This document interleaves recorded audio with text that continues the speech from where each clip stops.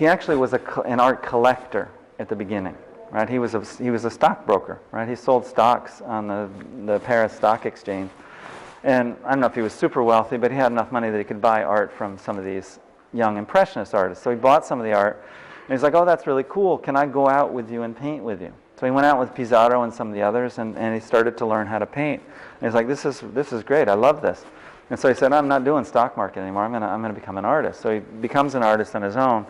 And as I mentioned, he's in Pont-Aven, and he's doing that. And eventually he will move to Tahiti. He'll make a few different trips there. And be very drawn by the pagan culture that he's seeing there. So a lot of these talk about, well, obviously the subject matters are not, the women that he paints are no longer Parisian women or French women. They're from Tahiti, so there's a sort of exoticism that comes from that. But he's also trying to show some sense of pagan religion, pagan rites, and so on. So, for example, in this painting here, you've got the two women in the foreground who are kind of contemporary women, right? Women, presumably, he knows. In the background, you see a gathering. You see a sculpture, and then three people that are gathered. That's sort of a religious rite that's taking place in the background. So, in some of these, and maybe if we come back to this center one, the white horse, which doesn't look very white at all, but apparently that was behind it. It was a commissioned painting, and the person that commissioned it said, no, I'm not going to buy it because the horse is too green. I want the horse whiter.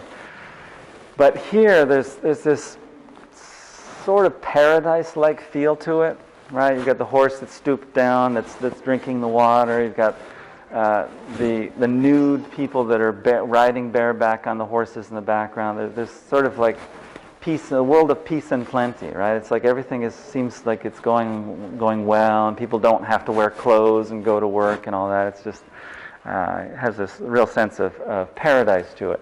And so this is part of that kind of what we talked a little bit about with the Nabi, right? This sense of presenting the world as not just sort of factual, but that there's some other reality that's more spiritual, that's more about personal fulfillment and things like that.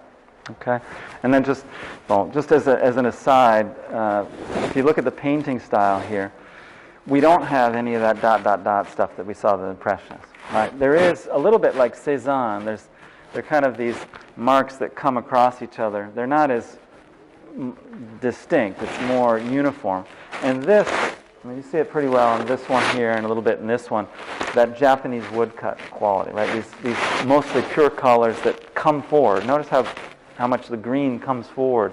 And so the green against the blue trees read almost like a design.